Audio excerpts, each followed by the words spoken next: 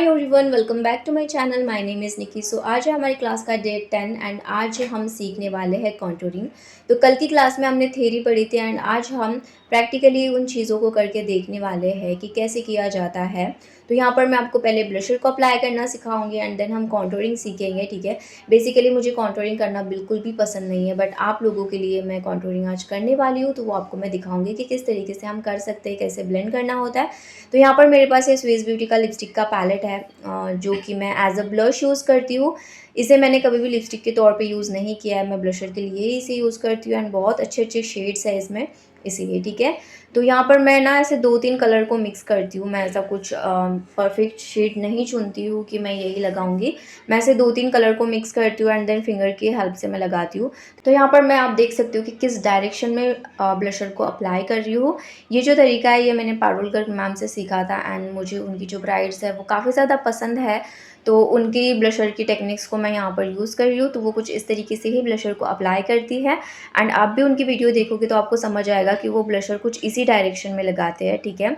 And वो जब classes लेते हैं ना, ऑफलाइन क्लासेस, तो वो छोटी छोटी स्टोरीज डालते हैं, तो उसमें से मैंने ये देखा था कि वो किस तरीके से ब्लशर को अप्लाई करते हैं, ठीक है। तो थोड़ा सा ब्लशर हम हमारे नोज़ पे भी लगाते हैं एंड फिर उसके बाद में यहाँ पर वेट ब्यूटी ब्लेंडर के साथ ब्लेंड कर रही हूँ। आप चाहे तो ब्लेंडर के साथ या फिर ब्रश के साथ या फिर फिंगर के साथ भी ब्लेंड कर सकते हो, लेकिन मैंने हमेशा आपको बताया है कि ब्लेंडर के साथ ब्लेंड करने का एक ही फ़ायदा है कि हम बहुत स्मूथली वो सारी चीज़ें ब्लेंड कर सकते हैं एंड कोई भी हार्श लाइन नज़र नहीं आती है इस वजह से, ठीक है। तो ब्यूटी ब्लेंडर के साथ साथ मैं आपको ब्रश के साथ भी ब्लेंड करके दिखाऊंगी, ठीक है। तो पहले मैं आपको यहाँ पर ब्यूटी ब्लेंडर की हेल्प से कैसे करना होता है वो मैंने यहाँ पर दिखाया एंड देन ब्रश की हेल्प से भी आप इसी तरीके से ब्लेंड कर सकते हो, ठीक है। ब्रश की हेल्प से भी काफ़ी इजीली जो ब्लश है, क्रीम ब्लश हो, पाउडर ब्लश हो, कोई भी ब्लश हो, वो ब्लेंड हो जाता है, ठीक है। तो इस तरीके से करना होता है ब्लश एंड ये जो तरीका है ये मुझे काफ़ी ज़्यादा पसंद है। सो अगर आपको पसंद आए तो आप भी कर सकते हो, या फिर ब्लश यूज़ करने के अपने अपने काफ़ी सारे लोगों के तरीके हैं। तो यहाँ एक और तरीका मैं आपको बताती हूँ कि आप क्या कर सकते हो। इस डायरेक्शन में मैंने आपको जो अभी डायरेक्शन दिखाया है उसमें भी आप ब्लश अप्लाई कर सकते हो। ये जो डायरेक्शन मैंने आपको दिखाया मोस्टली लोग इसी तरीके से लगाते हैं एंड कुछ लोगों को जैसे मैंने आपको पहले दिखाया वैसे पसंद होता है। तो आपकी अपनी चॉइस है कि आपको कैसे अप्लाई करना है, ठीक है। तो ये होता है ब्लशर एंड बस इसी तरीके से ब्लशर यूज़ करना होता है। इसमें बहुत ज़्यादा कुछ है ही नहीं। ब्लशर को अप्लाई करते हैं हम सिर्फ हमारे चिक बोन्स पे एंड हल्का सा नोज़ पे।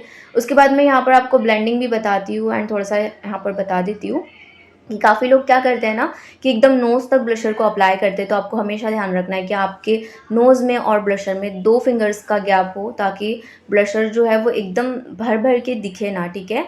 तो इस तरीके से आपको करना हो। यहाँ पर मैंने क्रीम ब्लश तो यूज़ किया। अब पाउडर लॉकिंग कब करनी होती है, तो पाउडर लॉकिंग हमें जब हम फिक्सिंग पाउडर के साथ हमारे फेस को लॉक करते हैं, तो उसके बाद हमें क्रीम ब्लश, क्रीम कॉन्टोर के साथ हमारे फेस को, मतलब जो हमने कॉन्टोर किया है क्रीम कॉन्टोर, उसे लॉक करना होता है, ठीक है। तो ये मैं आपको जब कल की क्लास में पाउडर सिखाऊंगी तो तभी बताऊंगी, बट अब इसको कब यूज़ करना है तो मैंने आपको बता दिया कि हमें एंड में इसे यूज़ करना है, ठीक है। ब्लेंडिंग करने के ना 2-3 तरीके होते हैं। तो आप देख सकते हो कि मैं पहले कुछ इस तरीके से कर रही हूँ एंड देन मैं ब्रश को टैप टैप कर रही हूँ, मतलब जो ब्रश है उसे मैं टैप टैप करते हुए ब्लेंड कर रही हूँ। तो इस तरीके से भी आप ब्लेंड कर सकते हो या फिर मैंने पहले बताया उस तरीके से भी। अब हम सीखेंगे क्रीम कॉन्टोर कैसे करना है, पाउडर कॉन्टोर भी मैं आपको बताऊँगी। तो ये चीज़ें मैं आपको एंड में बताऊँगी जब हमें यूज़ करनी होती है। तो यहाँ पर कॉन्टोरिंग के लिए ना 3 शेड है, एक लाइट शेड है, एक मीडियम है, एक डार्क है। तो यहाँ पर मैंने एक लाइट एंड मीडियम दोनों को मैंने यहाँ पर मिक्स किया है एंड आप देख सकते हो कि जो ब्लशर मैंने लगाया है उसी के तुरंत नीचे मैं यहाँ पर एक लाइन ड्रॉ करूँगी, ठीक है।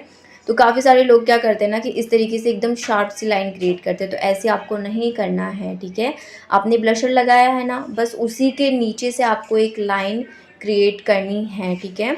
तो यहाँ पर आप देख सकते हो कि मैंने एकदम प्रॉपर सीधी एक लाइन क्रिएट की है एंड जहाँ पर मेरा ब्लशर एंड हुआ है वहीं तक के मैंने वो लाइन ली है। इसी तरीके से मैं मेरे जॉ लाइन पे भी एक शार्प लाइन क्रिएट करूँगी उस फ्लैट ब्रश की हेल्प से, ठीक है। तो आपको जिस जिस एरिया को कॉन्टोर करना है, यानी कि कट करना है, मतलब जिस एरिया को आपको स्लिम दिखाना है उस एरिया पे आपको बस स्ट्रेट लाइन क्रिएट करते जाना है कॉन्टोर के साथ, ठीक है। तो जो क्रीम कॉन्टोर होते हैं ना वो काफ़ी ज़्यादा हेवी लुक देते हैं हमें। अगर आपको बहुत नेचुरल सा लुक चाहिए तो फिर आप सिर्फ पाउडर कॉन्टोरिंग का यूज़ करो, या फिर मैं आपको आगे की क्लास में बताऊँगी कि आप विदाउट कॉन्टोरिंग भी हमारे फेस को, हमारे फीचर्स को एनहांस कर सकते हो एंड शार्प दिखा सकते हो। वो कैसे, तो वो आपको आगे की क्लास में पता चलेगा। मुझे ये सारी चीज़ें करना बिल्कुल भी पसंद नहीं है पर्सनली। मैं बिल्कुल भी कॉन्टोरिंग वगैरह नहीं करती हूँ। मुझे अगर फोरहेड पे करनी रही तो मैं पाउडर कॉन्टोर यूज़ कर लेती हूँ, अदरवाइज़ मैं नहीं करती हूँ। तो यहाँ पर मेरा जो फोरहेड है वो थोड़ा-सा बड़ा है, तो मैं थोड़ी-सी हेवी कॉन्टोरिंग करूँगी। लेकिन यहाँ पर मैं आपको एक चीज़ क्लियर करना चाहती हूँ कि ऐसा बिल्कुल भी नहीं है कि अगर आप कॉन्टूर कर रहे हो तो आपके जो बहुत बड़े-बड़े जो पार्ट्स हैं वो एकदम हाइड हो जाएँगे। नहीं, वो हल्के से ही हाइड होंगे, पर थोड़ा-सा मतलब ना ऐसा होता है कि लोगों को हमारा जो फेस है वो स्लिम नज़र आता है एंड जो एक्स्ट्रा एरिया होता है ना वो दिखता नहीं है। तो ये सब ना एकदम जब हम पाउडर लॉकिंग वगैरह कर लेते हैं ना तो उसके बाद नज़र आता है। अगर आप ऐसे ही क्रीम कॉन्टूर कर रहे हो और उसके साथ अगर आप सोचो कि सब कुछ हाइड हो जाए तो ऐसा पॉसिबल नहीं है।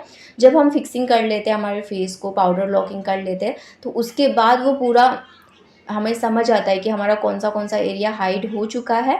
तो अभी मैं आपको सिर्फ cream contour and powder blush को यूज़ करके दिखाऊँगी। आगे जब हम ना लुक करने वाले हैं ना, तो उसमें मैं आपको जब दिखाऊँगी ना, तो वो आपको बहुत अच्छे से समझ आएगा, क्योंकि हम उसमें स्टार्टिंग से लेके एंड तक सारी चीज़ें पढ़ेंगे। तो उसमें बहुत ईज़िली आपको समझ आएगा कि कॉन्टूर मतलब करने के बाद क्या करना होता है एंड फिर कॉन्टूर करने के बाद हमारे जो फीचर्स हैं वो कैसे मतलब एकदम हाइड हो जाते हैं।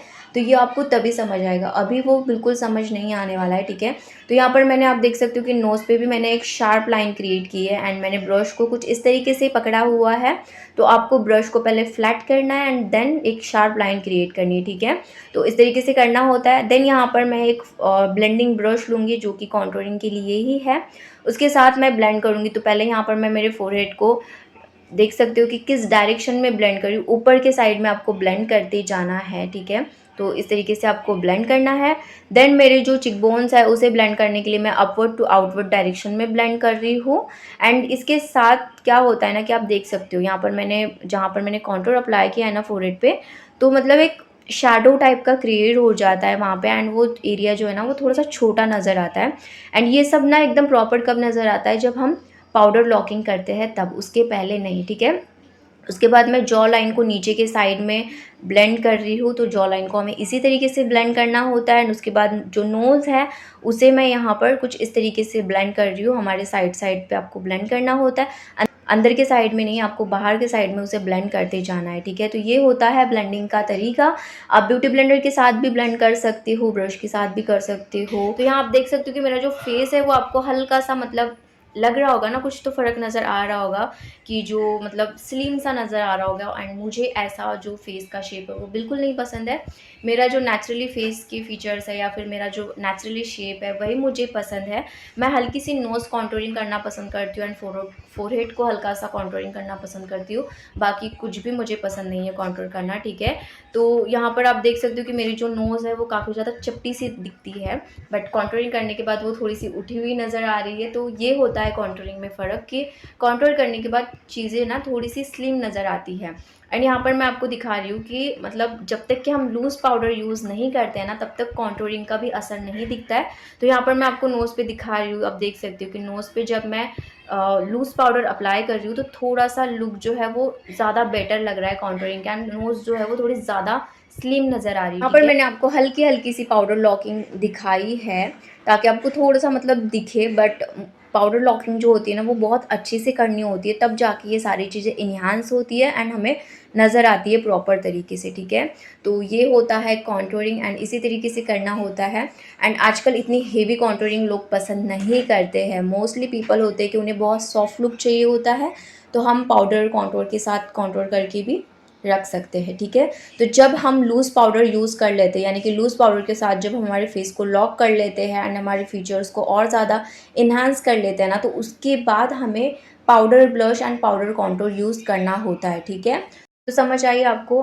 मैंने कल की क्लास में भी आपको कहा था कि काफ़ी लोगों पे कॉन्टूरिंग अच्छी लगती है एंड कुछ लोगों पे नहीं लगती है।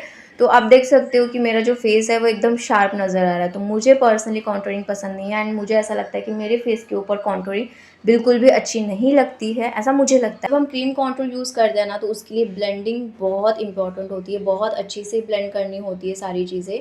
तो यहाँ पर मैंने आपको ऑलमोस्ट सारी चीज़ें बता दी है एंड यहाँ पर अभी आपको मेरा जो फेस है वो थोड़ा-सा मतलब डार्क नज़र आ रहा होगा, लेकिन जब हम लूज़ पाउडर यूज़ कर लेते हैं ना, तो ये डार्कनेस भी गायब हो जाती है।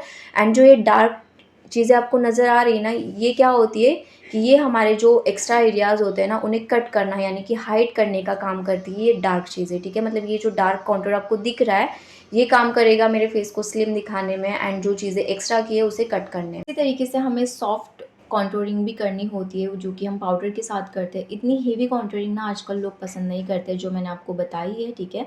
बट ये सीखना ज़रूरी है, तो इसीलिए मैंने आपको यहाँ पर बता दिया। ना उसके बाद हम क्या करते हैं ना कि जैसे कि हमने पाउडर लॉकिंग वगैरह कर ली ना, तो उसके बाद हम जो पाउडर प्रोडक्ट्स होते हैं यानी कि पाउडर ब्लश, पाउडर कॉन्टूर, उसके साथ हल्का-हल्का सा टचअप देते हैं हमारे ब्लशर को एंड कॉन्टूर को, ठीक है? ताकि एक और अच्छी सी हमारी जो लुक है वो एनहांस हो जाए इस वजह से। सो यहाँ पर मैं पाउडर कॉन्टूर का यूज़ कर रही हूँ एंड अगर आपको कोई चीज़ समझ नहीं आई हो ना, तो प्लीज़ आप मुझे कमेंट में बताएँ, ताकि मैं अगली क्लास में आपको ये चीज़ें रिपीट करूँ या फिर मुझे भी समझ आए कि आपको कितना समझ रहा है, कितना नहीं समझ रहा है। क्योंकि कॉन्टूरिंग जो है वो मुझे पर्सनली पसंद नहीं है, लेकिन ऐसा होता है कि काफ़ी लोगों को पसंद होता है, तो फिर उनके लिए मैं यही कहूँगी कि आपको इतनी हेवी कॉन्टूरिंग नहीं करना है। कॉन्टूरिंग ऐसे ही करनी होती है, लेकिन सॉफ्ट कॉन्टूरिंग। सॉफ्ट कॉन्टूरिंग हम पाउडर प्रोडक्ट के साथ कर सकते हैं, ठीक है? तो बस वही आपको करना है, दैट्स इट। सो वीडियो अगर आपको हेल्पफुल लगी हो, अच्छी लगी हो, तो वीडियो को लाइक, कमेंट, शेयर एंड अगर आप मेरे चैनल पर नए हैं तो चैनल को प्लीज़ सब्सक्राइब करना मत भूलिए। सो मिलते हैं नेक्स्ट वीडियो में। Bye, take care.